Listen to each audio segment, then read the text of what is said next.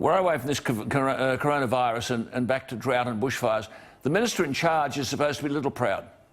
All he can do is speak in jargon. He's the Minister for Disaster Relief. Try this for a sample the other day as we continue to roll through this and we see the implications. We're going to make sure our response is targeted and measured. It's rubbish. I feel sorry for the Prime Minister. He believes the government has released resources, and they have, but he's got blockheads administering this stuff. I don't know how you define disturbing, but I've had several disturbing emails from the federal member for Macquarie, Susan Templeman. I call her the member for the Blue Mountains, and basically a member for this beautiful part of the world. Now, it's no use playing politics on this stuff. The Blue Mountains, as you know, are Bilpin, Katoomba, Leura, Blackheath, Mount Victoria, Mount Tomah, beautiful parts of Australia.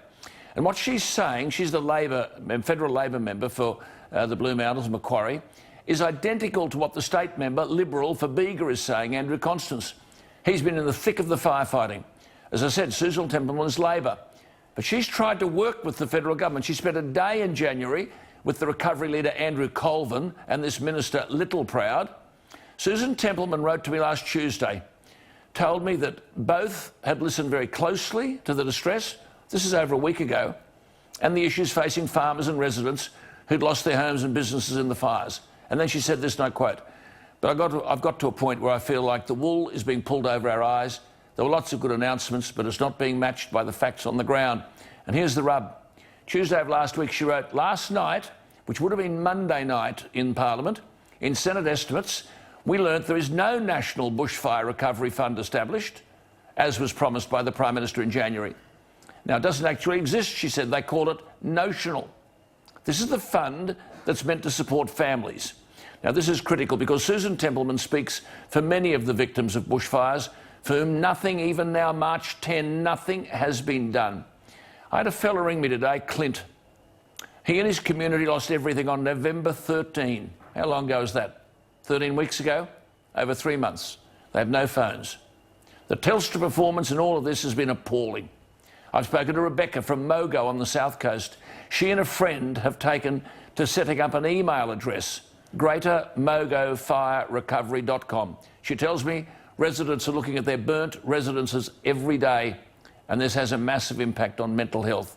She said there's no way they can remove the debris themselves, as the tip won't accept burnt debris. But she says Lang O'Rourke, the contractor for the clean-up, can take burnt debris to the tip.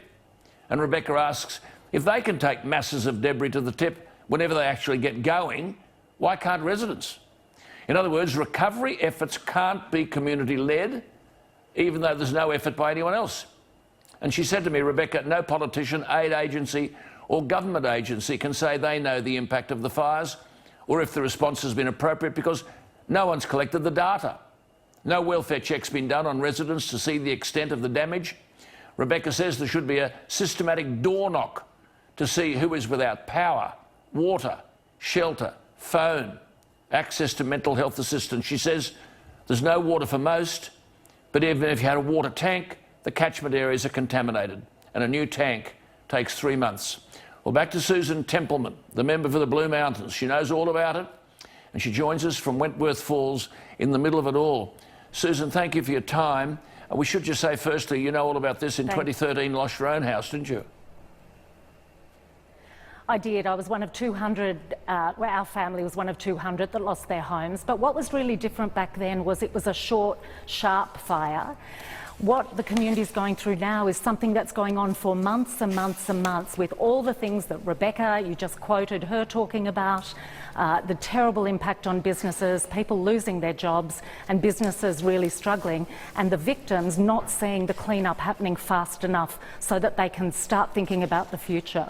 But hang on, fast enough. Now, you told me, or you wrote to me to tell me about Mount Tomah, where homes were burnt to the ground. You went there at the weekend, that's the day before yesterday, and not a single piece of debris has been removed. No, these are homes that burnt down in December.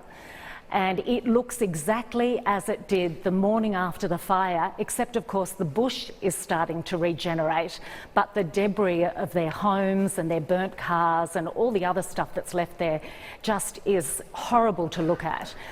It's awful for the people who need that cleared so they can start thinking about, do they rebuild? What do they rebuild? How do they rebuild? And it's awful for the neighbours who didn't lose their homes, are facing terrible damage in their gardens and around their properties, but they have to drive past this every day. So the psychological impact is profound. And, you know, I said to the recovery team back in January, the best thing you can do for people's mental health is get the debris cleared away fast. Susan, it's Peter Credlin here. I listened with interest to complaints. I mean, I know the contract has been let, but the complaints that people say that it'll take, or they've been told, 6 months to clear the debris in their town, and the contractors are saying, you know, they're moving around the state. Well, why don't they put more contractors on? Correct. And obviously the intersection with coronavirus, we have a lot of people in casual work who are not guaranteed of work while their businesses and factories are standing down. So why wouldn't the fire recovery removal specialists put out a call for these casual workers to join their teams and just use as a way to lead the economy through this tough coronavirus? Susan, Peter's right there, isn't she? Why wouldn't someone be appointed? You go to the Blue Mountains, you go to Malakuta, you go to Bateman's Bay, and have all these contractors. You could do it in a couple of days. And local contractors are telling me they feel like they're being left out of the process. There are a lot of local skills that could be accessed. We're really missing the coordinated approach. It wasn't planned, so it's all been cobbled together in a, well, not even in a rush, but cobbled together.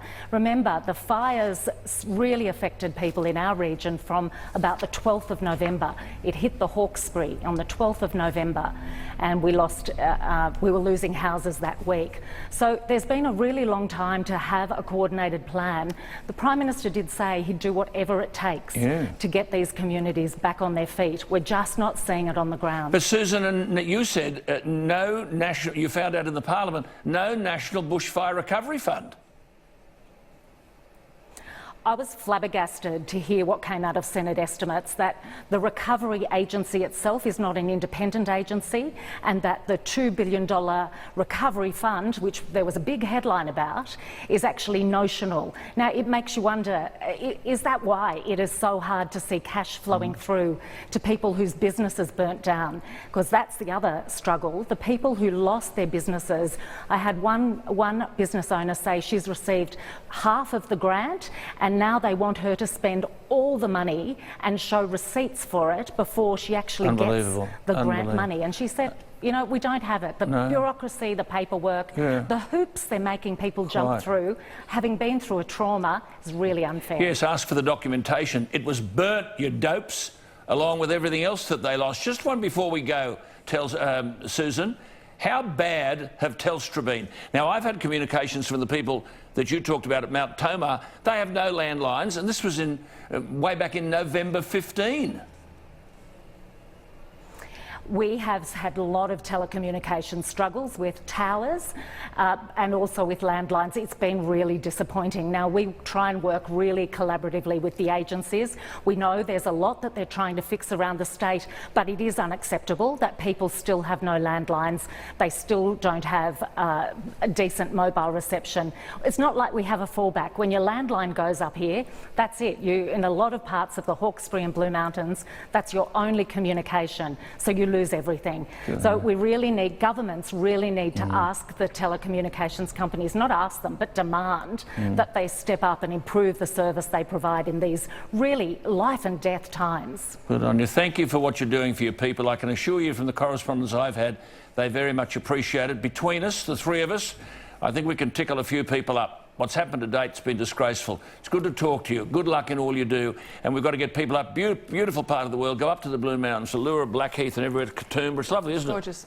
Yeah, Just go and spend. That's Susan Templeman. She's done a hell of a job. But just let me make a point, though. This idea that there is not a bushfire fund because there's not a named fund in the budget, that is the way you do Commonwealth accounting. Otherwise, to have a named fund, you've got to get legislation through the Parliament. Of course, this happened in December and January, and you wanted to get the money out. So, and I have to say, I'll be cheeky here, Labor all major parties account this way. The money's there. It's just sitting in a line in the budget as opposed to a legislative But you heard fund. what she said. They're asking for receipts and accounts and all the rest of it. Now, you've got to trust people. OK, if 2% or 3% are going to cheat the system, let them go. But there's 98% who won't. I agree with that. Yeah, we'll take a break. Be back after that. On Sky News, this is Jones and Credley.